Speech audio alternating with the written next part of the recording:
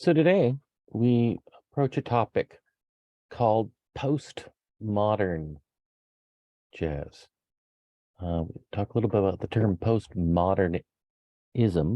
Postmodernism was a very commonly talked about trend during the middle to late 20th century, primarily starting about the 1970s, and became very prominent in the 1980s, 1990s, during the 20th century in the arts, talking about, are we in a new postmodern time?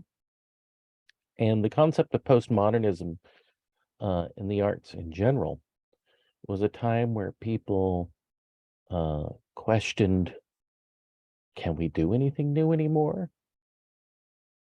Have we already tried everything there is to try? We use the word modernism, as I've discussed before, to mean the search for trying to create something new, a new idea. But people felt like they're maybe on a bit of a brick wall, like they couldn't find something new left to do, so maybe I won't worry about creating something new, or it's hard to be unique. So the concept of postmodernism had already been hinted during the second section of Fusion. I talked a little bit of that.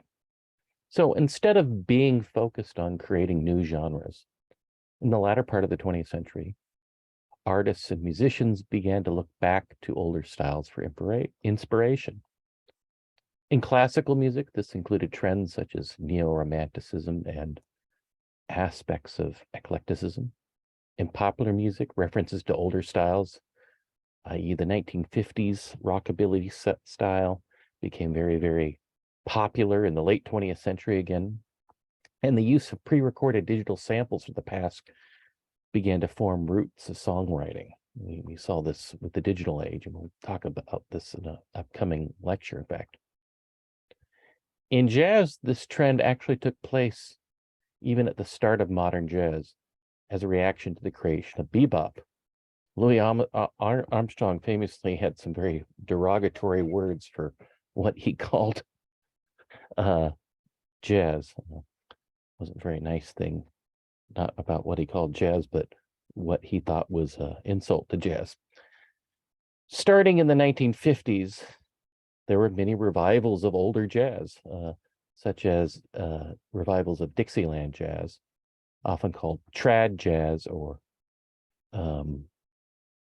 traditional jazz, which is not only common in the US, but also by performers in the UK or Australia and Europe. Here's an example, a trad jazz ensemble from more recent times, from not back in the 1920s and 1930s, but from in the modern jazz era, but in the 1970s, probably 1970s or 80s. This recording is from Australia.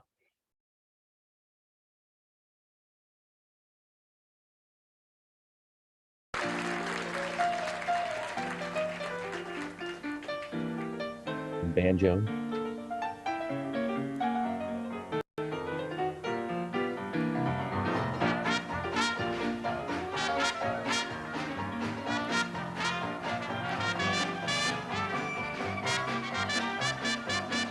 Cornets, clarinet, and Dixieland band style. Improvised counterpoint.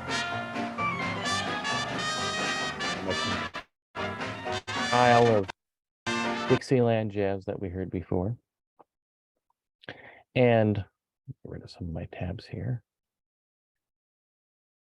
And there was also some notable kind of mergings of more recent genres together with traditional jazz. Most notable is a saxophonist named Steve Lacy, whose style eventually became blended with bebop. So it was mixing Dixieland with bebop. So sometimes they call it Dixie bop or progressive Dixieland. Here's a little bit of Steve Lacy playing. So you'll hear a little bit of hints of older style